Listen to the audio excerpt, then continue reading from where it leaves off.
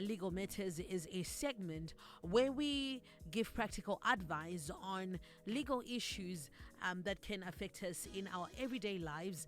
And today we have Lennon Rizi, who is sitting in for Advocate Nyari. Lennon is a registered legal practitioner who specializes in high court civil litigation. He is a former research assistant in the Commercial Law Department at the University of Cape Town. Today we are looking at a very topical issue: buying land and the law, due diligence before buying properties, because we've been seeing the demolitions that have been happening just around the city. Quite heartbreaking. So, what should we do? Things to consider before and when buying a property in Zimbabwe. Lennon, good to have you again in the studio and back on Star FM. Thank you very much, Ms. Vikendi. I'm very happy to be back in the studio. Wonderful. So, let's get into it. Yes, talk to us.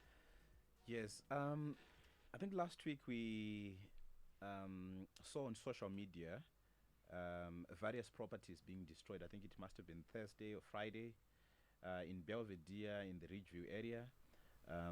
A lot of people's properties were demolished by the city of Harare and other authorities, and this has raised a very important conversation in our community on social media around what exactly is needed, what do you need to do before purchasing a property, be it an already built house or a stand. What do you need to check? Unfortunately, I've had also a few people who have contacted me saying I've invested plus or minus 150,000 on this property. It's heartbreaking that after a few years staying on this house, this is all I've lived for in the past 10 Imagine years. like all your savings, everything, all your heart put it into that. I've put my 10 years work to buy this stand and to build this property. And then you wake up a caterpillar or a bulldozer just smashing through a property that you have invested your 10 years hard work. So I am very grateful to you because this is a very important conversation in our communities to advise each other on practical steps so that the next person does not become a victim of such circumstances. So quite emotional, and at the same time we need also to advise each other that know what you are doing before investing your hard-earned cash. And Or in a land that you're not sure of. Sometimes you might think you know what you're doing. Yes, I think kuzozendemura zimba rakadaro Lennon munhu anenge achitofunga kuti ari kuziva ende atopiwa kana kuti mapepa kuratidza kuti shuwa ndepake. You've been given papers, but are those papers valid? So I really appreciate this opportunity to put it out there that this is a very important conversation to say you need to conduct proper due diligence before you invest $1 in a property. You need to conduct a proper due diligence exercise. If it's engaging a well-registered estate agent, if it's a legal practitioner, if it's somebody who is properly regulated to conduct a due diligence process for you, it's very important. And here what we are going to do is to take each other through practical steps that you need to consider before you invest your money, before you invest your money in building or purchasing a property. It's very important that you consider some of the things that we are going to discuss before you regret, because I know quite a few people after what happened last week who are saying I should have engaged a lawyer, I should have engaged an estate agent to check these things for me, because council is the city of Harare, for example. I think I also know of a few situations in Bulawayo where people are then saying, I should have done this, I should have done that. So, this weekend, it's very important first to verify as step number one whether the person who is selling the property to you indeed has a right or indeed they've transfer rights over that property. You have situations where there are land barons. We have situations where we have bogus housing cooperatives in Harare that are not properly or that are not legitimate, that are selling properties to innocent members of the public. You have situations where individuals purport to sell properties that they are not properly mandated to sell, maybe because the owner is in the diaspora and they are playing ownership over the property. You conclude a fake agreement of sale over that property, and cash is given to this in this seller, like an amount of 80,000. You give 80,000, but do you know whether the person whom you are transacting with has proper rights over that property?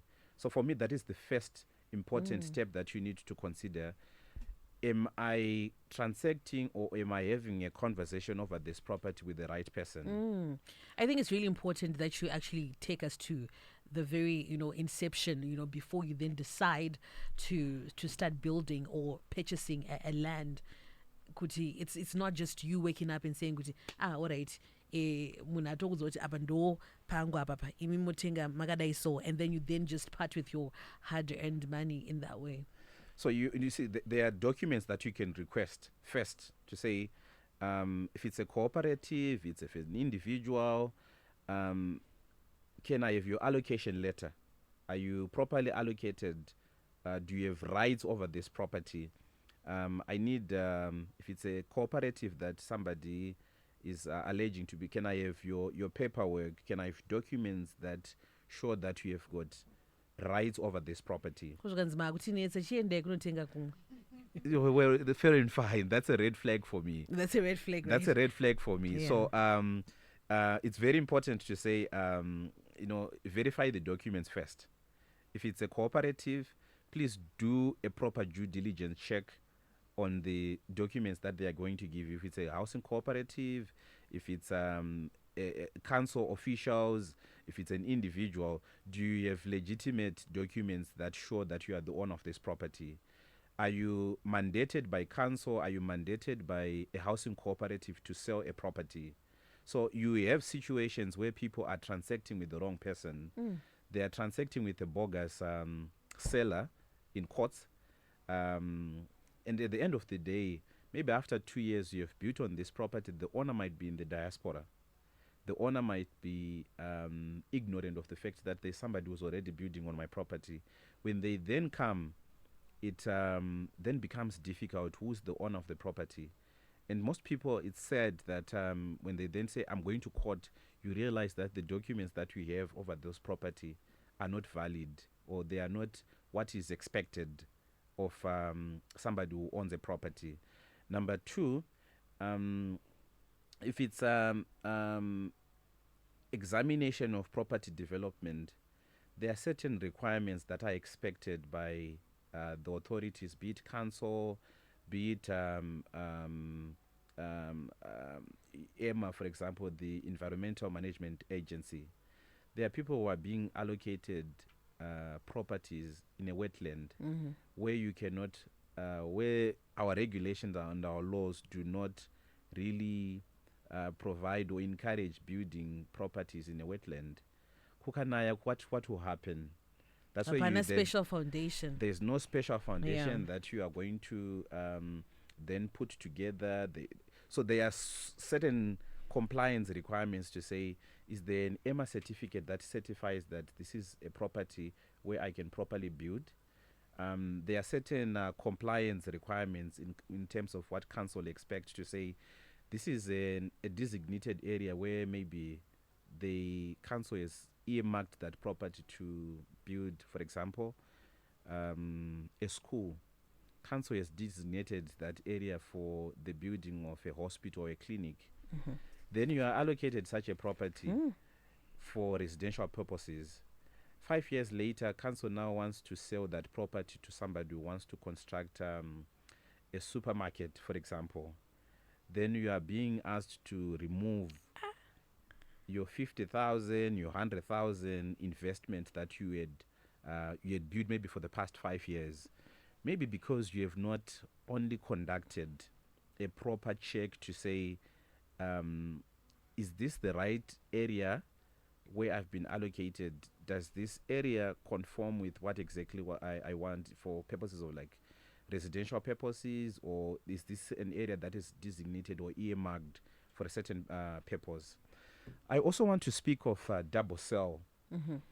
You have individuals who in the habit of selling the same property to 2, 3, 4, 5 people, and then at the end of the time, at the end of the let's say after 5 years, somebody comes and they've got an intention. You have people who are in the diaspora.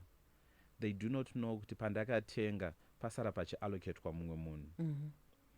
And then after maybe 5 years, they want to return home to build on that property, and only to realize that this property also has been sold maybe at a higher value or same value to 2 or 3 other people. You have got so many instances or so many examples where these things are happening. So I'm trying to say it's very important for members of the public to conduct a proper due diligence exercise before purchasing a property, before transacting or exchanging money with whoever. The situations that we have experienced since last week are quite sad. That I've put in 200,000, for example, with one of the complainants. I've put in 200,000 to build this property. This is in Belvedere. Mm-hmm. This is a leafy suburb, and you think I've done what I think I could got have. like prime land. Prime Yes. land, and my family is covered. Yeah. This is an investment that I've put in for my children, and only to realize that no, this land is not compliant with certain requirements that are expected by council. So I think for now, those are the first 2 steps that I think are very important to consider. So before for those who have already built in those places, the law does not protect them in short. It depends with the circumstances of each case. Mm-hmm. I cannot put a blanket answer to such a question. There is always need to regularize and check whether your property is fully compliant, especially in certain areas where properties are being bought from housing cooperatives or certain shady individuals. You need to really check whether this property is regular, whether it is compliant of what is expected by council. So in such situations where already you have built, it's important to take a proactive approach to say, what do I do? Do I need to approach council and regulate what I think I'm not compliant with? What do I do than to just remain at home and then wait for the unfortunate day? So it's better to know where you stand in respect to your property, especially certain properties that being bought from council and what do you call it, housing cooperatives. Got a question here, Lennon saying Sabuku deals when buying land Jofamba say kuna rutengo kumadzi Sabuku. We saw, I think, a headline a few weeks ago where government has made it clear that Sabuku dues are not in line with what is expected in terms of the Communal Lands Act. So Sabuku dues, property transactions that involve communal land. The Communal Lands Act is very clear as to who owns communal lands. It's land that belongs to the state, and a headman, a chief, or a traditional leader only holds that property on behalf of the state. If the state wants then to change, so it's very important to underline the general rule in respect of Sabuku dues, that government has made it clear that Sabuku dues are not compliant with the general law in Zimbabwe, that no one has got a legal right to sell or to dispose for financial or personal benefit land that belongs to the state. So it's always important when you engage in Sabuku dues or such land that relates to communal land to tread carefully before you lose your money, because anything can then happen at a later stage. If you have any question, you can also hit us up. We have a legal practitioner, Mr. Lennon Rizi, live in the studio talking about buying land and the law, due diligence before buying properties. We're also live on Facebook. Anzi, good day. We should out cooperative. We need a verification copy if it's a genuine cooperative. Thank you. I guess as we continue with the conversation, yeah. With cooperatives, you need to, as I earlier stated, that you need to check the status of the cooperative. Is it properly constituted? Are you dealing with an individual who's part of the cooperative, or you are dealing with an entity that is properly regulated or a properly recognized cooperative? Because some of these cooperatives that are mushrooming in Harare, they are just individuals who are after getting your hard-earned money. So it's very important to check if it's a XYZ housing cooperative. Who are they? Are they properly recognized by the law? If anything goes wrong, to whom do I go to find a remedy in the future? So I think first is to check the status of the cooperative. You check where? I guess that's the question. Do you go to a lawyer and they help you with that? Yes, that is what I wanted to say. Look, the legal practitioners who experienced or specialized in property matters, they are registered estate agents who deal with property matters. There are also individuals who in general real estate who can properly advise on the circumstances of any transaction. It's not because this is money, Vikendi. This is 200,000 USD that you are investing, and do you think it's proper then to just give somebody whom you do not know? I always say it's better to lose 1,000 after doing your proper due diligence than to lose 200,000 because you did not conduct proper due diligence before you bought the property. So for me, the first step is to check, and you may need to check with the assistance of a registered estate agent or a registered legal practitioner, the status of the persons that you are potentially going to transact with. Then number two, you also need to check with council.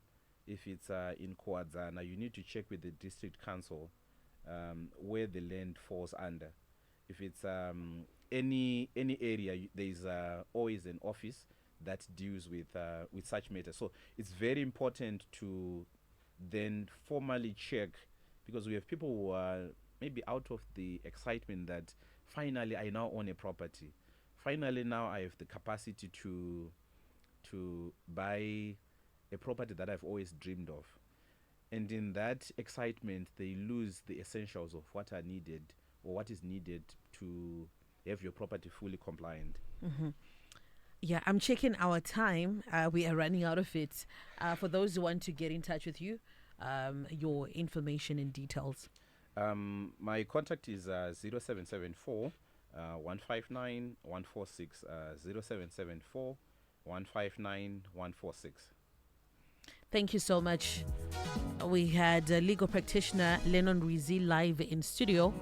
We're also live on Facebook. You can go check it out and share with someone as well. Taking our time to 11 o'clock, Star FM. It's time for the news.